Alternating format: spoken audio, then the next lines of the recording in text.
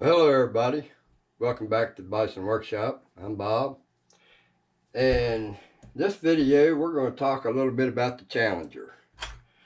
This is my AEA Challenger 30 cal. This is the one that I did the lightning on it with the burning, the lightning strikes and stuff in it, and stained it with shoe polish. And that's how it turned out. And I'll tell you, that thing really turned out pretty. But as you can see, we have the scope in a perfect location because you only got like maybe a little bit more than a 1/4 inch between the barrel and the scope. So we've got the scope where it should be. All right. But you look at the distance between here, from here to here. When I'm trying to look through the scope, I have to have my chin right here, right on that point. It's very uncomfortable, and it's hard to be consistent with that kind of a cheek rest. They've made that real pointed, and because they misjudged how thick this or how tall this breech was, by rights, the top of this should be level with the top of this, all the way across it. That's my standard for building gun stocks, is that the top of this and the top of this are parallel with each other, or are in series with each other, in line. So they misjudged this, and what they should have done was actually added that much more to this, and that would have put it right where it needed to be. Now, when I'm talking about distance between here and here, I'm talking, this is ideal right here. This is my Avenger. And you can see, I can barely, I can't get my finger all the way in it. And this is perfect for me, because then my cheekbone is resting right there and it's comfortable. So I have to make steps to make this different. I wasn't really wanting to put a cheek rest on this because it's going to require me doing something to this stock that I really don't want to do. Because if I mess up, I've ruined it. I have to drill 2 holes down in the center of this in a way that I don't splinter this thing out. Probably have to start off with a milling bit and get a flat surface, and then do a center drill, and then drill it. But these holes have to be parallel with each other. And then I can come down here in the side and drill out 2 more screws and thread it, because this is hardwood. So I can thread it and it'll work just fine. Just like I did to the Avenger.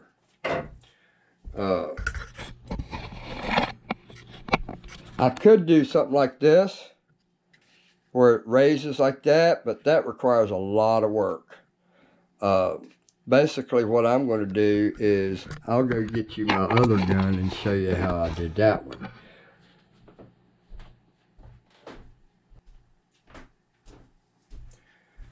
So when I did this one, it'll look just like this. And I just threaded these holes for 3/8 and used a big 3/8 set screw in each one of them. And this is plywood. So, but I've done that on other guns too. I did it on my, the gun that I was building from scratch that I gave up on. And that kind of looks stupid with that one the way it is. I don't really like that cheek rest up in the air like that, but as you can see, it's right there where I like it to be. So I didn't really want it to be that tall, but this was the mistake that was on my part, because if you notice, this line right here is not in line with this. This is actually lower. So this was actually one of my first stocks ever made. So it was basically my prototype. And then I did the same thing for this. But this one here can be adjusted either way, and I really don't like that. It needs actually two of them, and so I can just slide it in and out. It doesn't need to turn, and sometimes that can be aggravating, and you can't really get a good tight bolt when you're dealing with plywood. So it actually needs an insert put in it and then drilled out. So basically we're going to take this gun apart. I just wanted to kind of give you guys a look at what I was doing here. I'm trying to make this distance. So this one's not going to look as bad as my Benjamin Discovery that I just showed you, because on mine this drops down to about right here. So you still have a lot of distance to make up before you get to your scope. And I don't know what the hell I was thinking making it like that, but you live and you learn. So I don't know if I'm going to have to put a flat spot on top of this. I hope not. I really don't want to do that. So I'll just have to see what I'm going to be doing, because I really don't want to mess up the finish on this thing. And I don't want to have to refinish this and then these lines not go up over top of it, and then you'll see where it's just a flat spot. It might look okay, I don't know. But I'm going to try to make it so that the holes, I don't know yet. I really don't know yet how I want to do that. But the fact remains, I'll show you what I've got I'm working on. So now this is the Avenger blank. This is like this one right here. And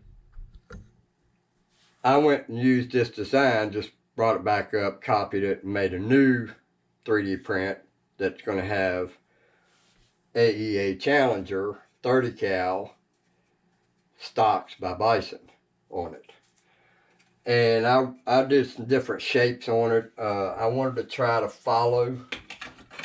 Bring you here a little closer. And let's bring that up so you guys can see it a little better. Yeah, I got pads on these things, cloth pads. Just hold it up there. Basically what I did was made this contour here, which is about a 55 degree, and this is about a 17 degree angle. So that way, if it has to go all the way down or something, or if I change something, which I doubt will ever happen because there really ain't a whole lot you can change here. I mean, if you change anything, it'd be the breech, and you're not going to put a smaller breech on it. So it's just all unreasonable thoughts. It's basically what that is. So I just made that one the same contour as this, and put on the side of it AEA Challenger 30 cal, and then out on the bottom here I put stocks by Bison. So we're going to take this thing apart, and I'll show you how we're going to take it apart. Don't forget to have your trunk coffee. So the first thing I'm going to do is turn that thing upside down and set the scope into the cheek rest, or the buttstock side, and it'll sit there just fine. Then we've got to unscrew our safety lever, which is just a screw that you screw in, and then get our Allen wrench, take this one screw out, and that would be a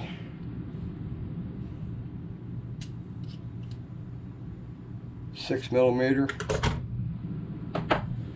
Alright, now we'll take this off.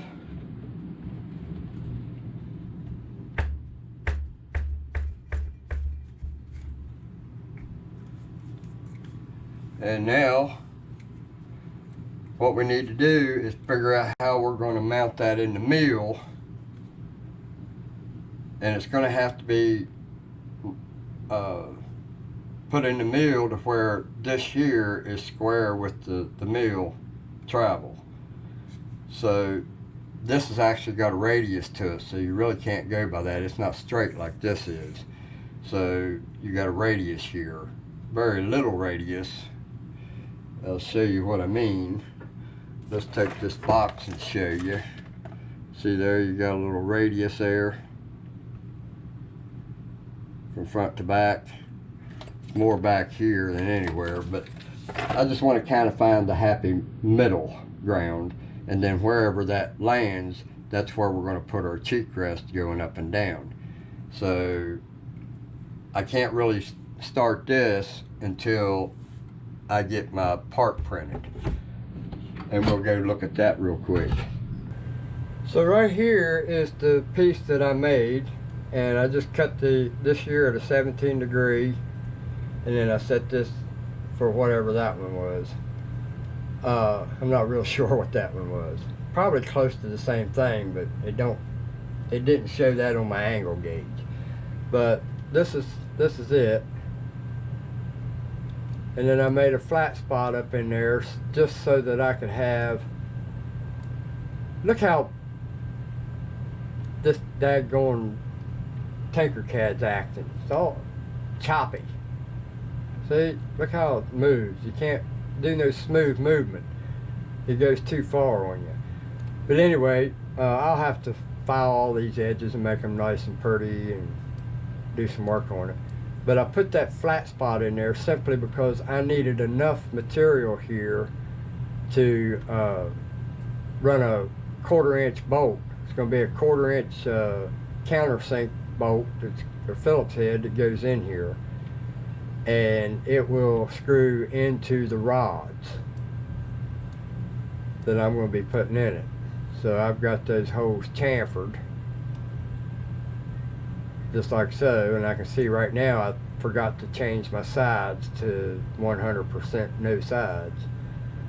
Oh well, that's just where the screw goes through anyway, so it don't matter. So this is what it looks like.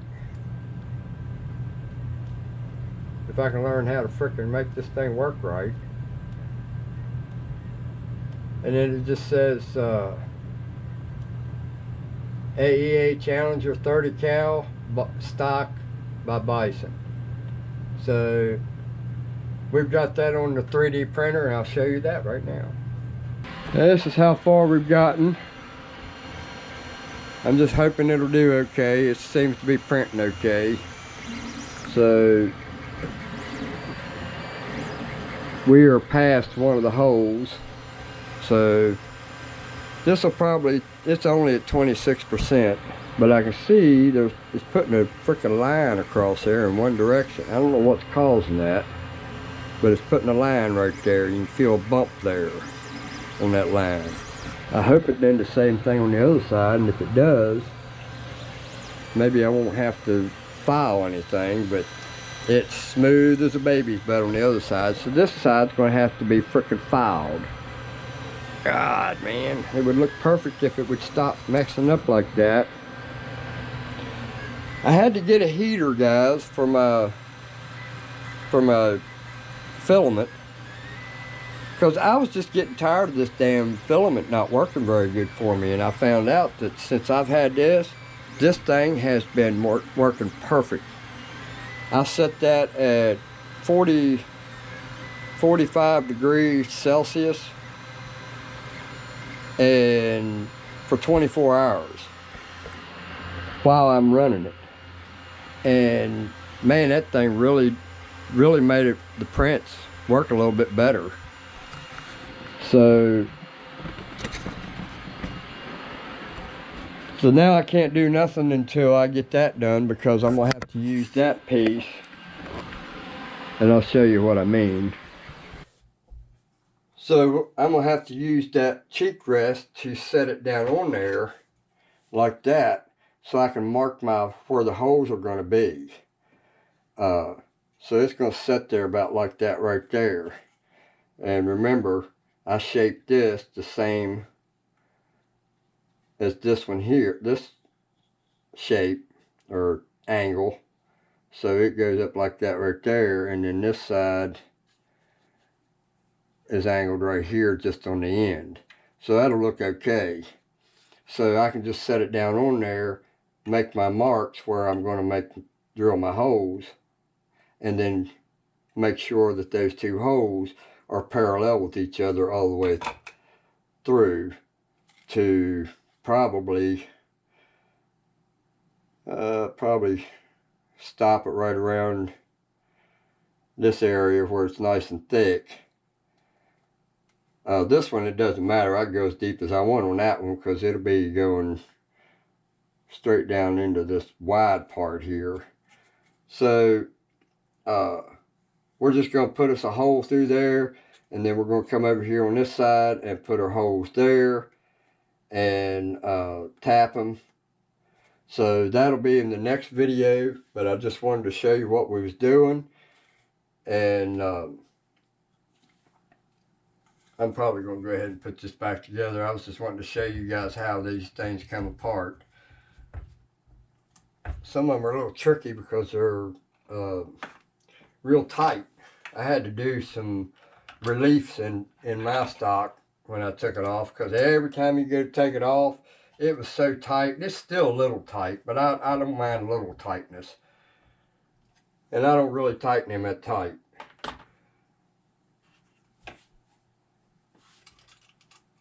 So tell me, guys, what do y'all think of my Challenger?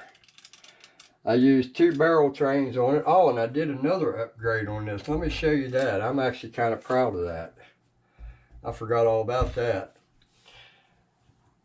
You notice I got my things, or my mag holders here that I've 3D print for these guns. And this one's for the 30 cal. It says right in there, 30 cal. And I like my mags to be right there ready and available, so all I have to do is reach up there, slide it, take this one out, put the new one in, put this one back in its holder, and it's that quick. I can do it pretty fast on my Avenger. So, but I needed a way to put a Picatinny rail on this. So, I had to figure out what this angle was here, and I figured it out to be 17 degrees. Seems like 17 degrees is the frickin'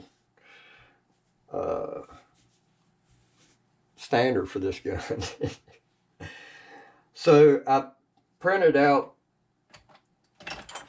these Picatinny rails, but they're square. This one is not. It's got a taper on it of 17 degrees, so that when it goes in there, basically I just made, what I made was these bushings. And you notice they're at a taper. So these holes that goes through there, I did them holes for looks. There's a hole in the end of each one of them trains so that when they meet together, it forms a circle. Well, these here just slide right in there like that from the other side. This one I haven't trimmed yet, but those go in there like that. And then you take a 1032 cap head or hex or Allen head cap screw and put in there and screw into that, and see, and it still looks good. So I could run it all the way up here. I could do whatever I wanted. So now I have all my magazines right here.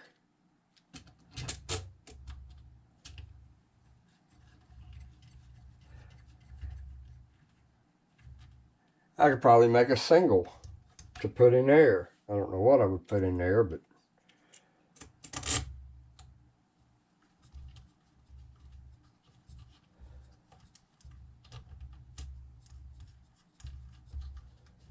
And these magazine holders, they have,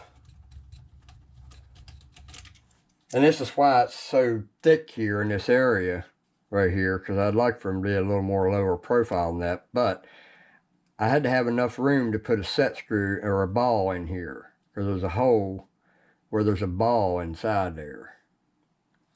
And when that mag goes up against that ball, it pushes a spring.